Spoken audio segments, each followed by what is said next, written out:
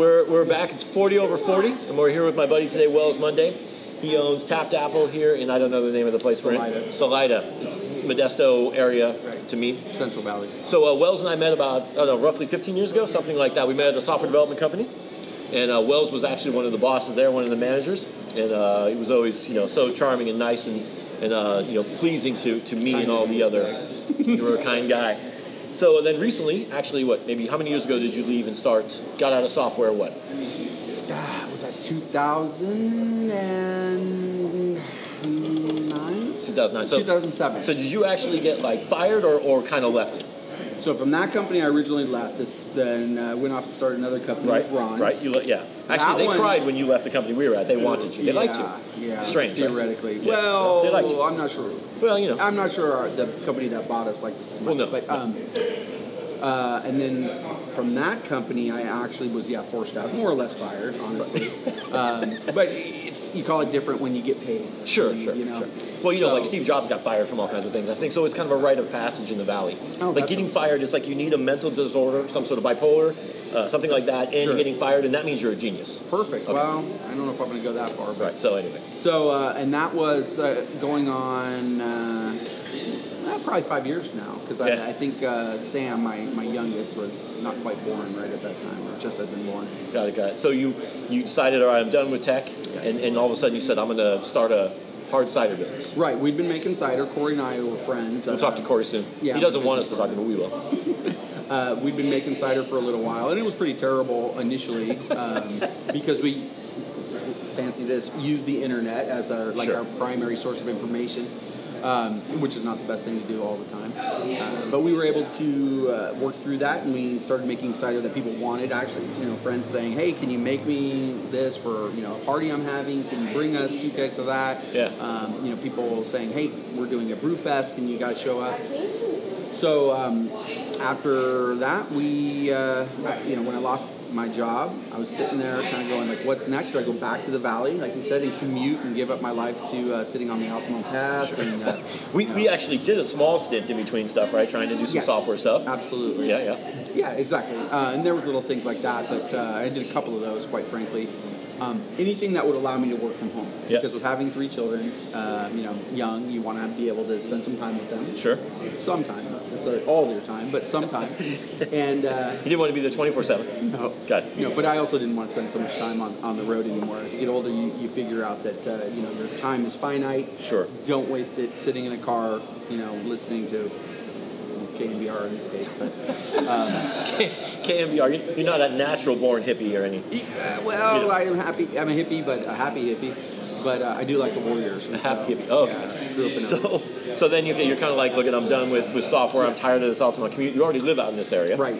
So then how did you get to this? Right. So, like I said, we were making the cider, and we thought that there was an opportunity with all the sort of microbreweries coming up to do something a little different, and cider's certainly a different niche.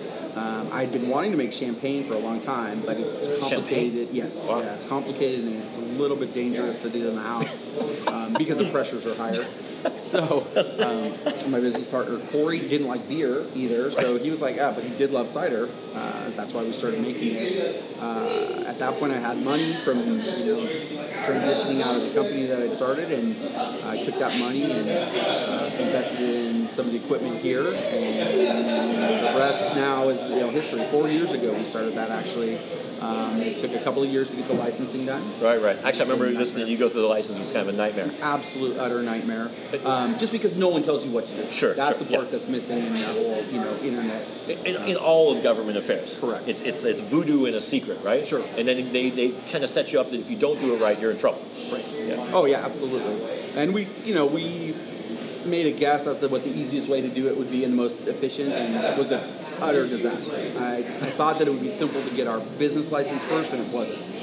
It actually turned out that the federal government, while very time-consuming process, had their shit together, if you will. Right. They basically said, do this, and at the end of this 150, 180 days, you will have your license. And fancy that, we did it, and yes, sure enough, 6 months later, well, yeah, they said, you missed one thing, fix it, and the next month you have your license. So that was. But at least the process was there. It was. So you go through all that, you guys open up. Yes. And then, but you still started this as a hobby, because I remember talking to you, you weren't really thinking like, oh, I'm going to make a business. You were very much like, hey, I'd like to, because I used to bug you and say, dude, I called you to be an early investor. Sure, exactly. And I mean, there was a point when I was like, dude, you got to take this seriously, and you're like, nah, I got my BMW motorcycle, I've got 6.5 kids, 2 dogs, a really old, he doesn't have 6 kids, I'm just kidding, a really old Toyota Land Cruiser, and seemingly retired from tech happily. Yes. And then, so how does it go from like hobby to... I mean, quite frankly, you get stuck in you have to do something. Like, you can't just sit around and do nothing. And you can't, and I personally couldn't spend all that time with kids. I was just not that kind of person. Some people can, and that's great, but I wasn't one of them. I needed to do something. And like I said, we did identify this opportunity. There was a couple other small cideries in California, but not a lot at the time when we were starting. So, and Corey, in the middle of this, also lost his job. So he's like, oh, well, now I have 100% of my time. I was like, oh, I have 100% of my time too. So, why don't we do this? We can take it more seriously. Yeah, we can absolutely. We can dump 60 hours a week or 80 hours a week or 100 hours a week into this initially, and then try to get it up and running. And it has worked out mostly to plan, maybe a little bit longer of a plan than what we were hoping. Well, that is to plan. Yeah. Whether you know it or not, if you say it's going to take 6 months, it will take 3 years. Well, exactly. That's to plan. Well, I was thinking maybe twice as long. Sure. That's the unsafe part. But. Yeah, but it never takes twice as long. Right. And the fact that you're still open and actually very successful, judging by the big giant tanks behind us. Right. That can't have been to plan. No, that wasn't. And we've expanded. Actually, we have another unit now as well. That's new to you guys. But you were talking about getting one next door last time. Yeah, but we haven't gone that route. We did change that. Everything's in flux all the time. Obviously. Sure. This has a retail aspect to it as well as a wholesale aspect and stuff that we had to learn about with respect to those. So you probably would agree with this, that like, as far as a tip when you're starting your own business, especially a little older, like you had kids already, blah, blah, blah. The point is that plan sort of thing kind of has to go out the window, and you have to have a little bit of flex in you, right? You got to be willing to say, I'm going here, and then tomorrow I'm going to be forced to go here, and I'm okay with it. Yeah, absolutely. I think the planning is good and important, very important.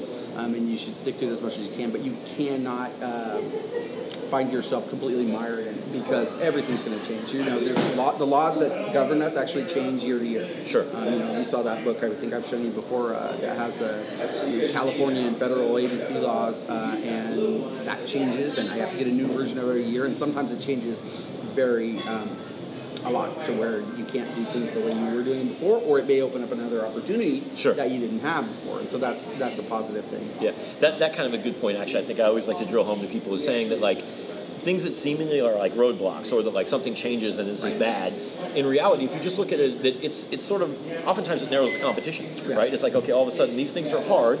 If you're willing to solve that hard problem, that becomes an opportunity itself for you, which seemingly would have been like, oh my God, well now we can't serve 12-ounce glasses, we can only serve 10, and we have 3,000 12-ounce glasses. Well, the fact is the guy next door is going to be like, forget it, I'm done.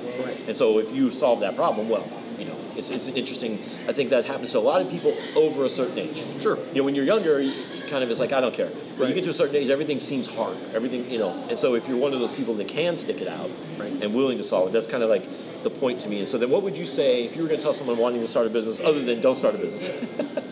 Which I think we've had that conversation with times. Yeah. You're 40 years old, 45 years old, you got a couple kids. Like why I would do it. Why would you start your own business, right? Like what's been the benefit for it? Well, I think the same, this as well, right? Like you don't have to, you're going to get a lot of people, not everyone, but there's a certain segment of the population that's going to get to a point where they are through with the bullshit, right? You don't want to take orders from someone else anymore. Sure. Yeah. Especially not if you think you can do better. I'm not saying you will. Yeah.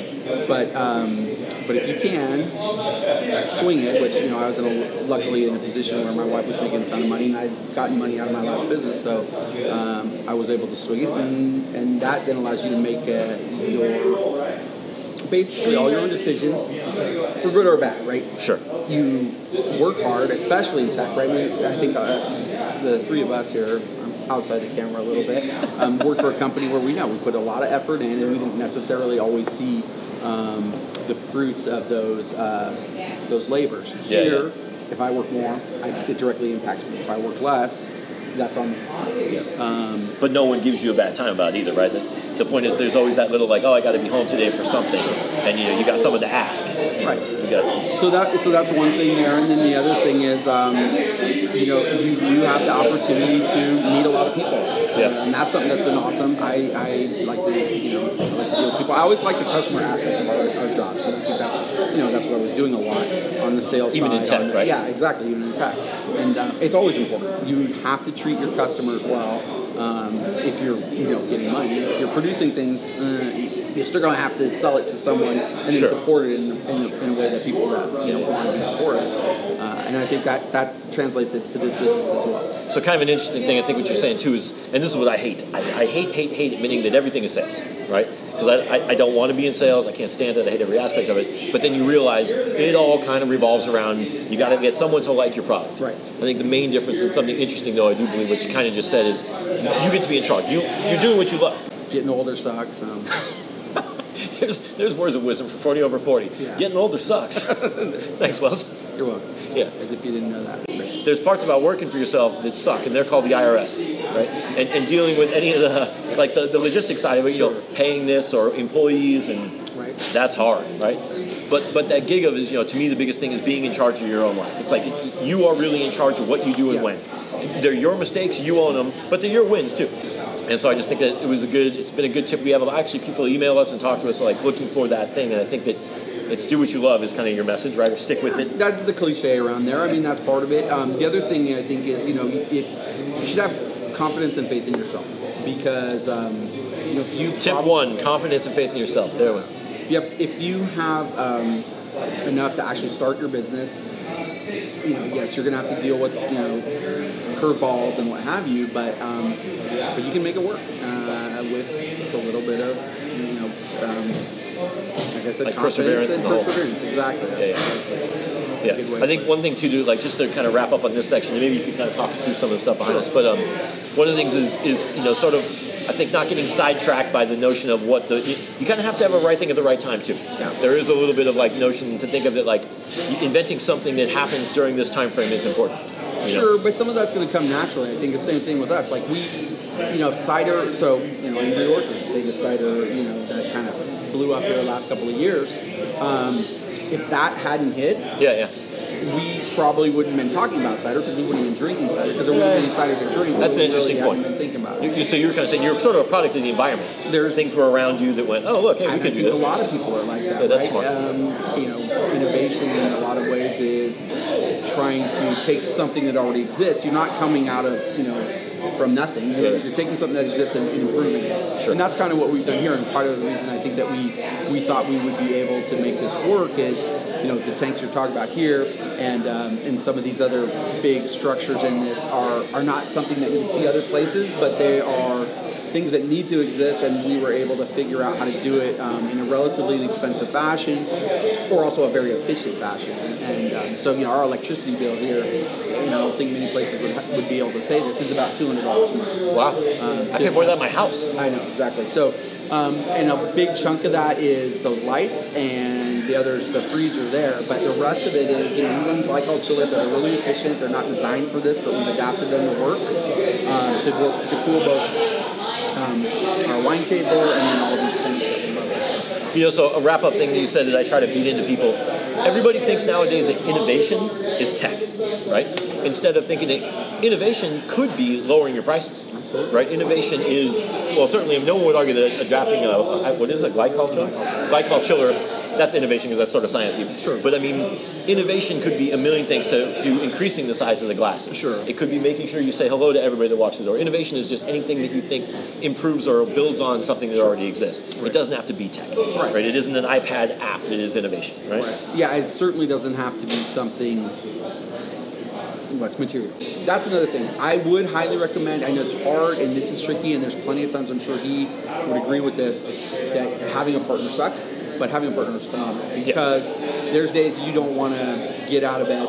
There's days you can't do something because your family, and having that person that you can always count on that is equally invested into what you're trying to do, it really helps. Now, it's a little strange when you get out to like a RIM, for example, where you have co-CEOs or something like that. Sure. We're not doing that, but and we're of course not anywhere near that size of a company either.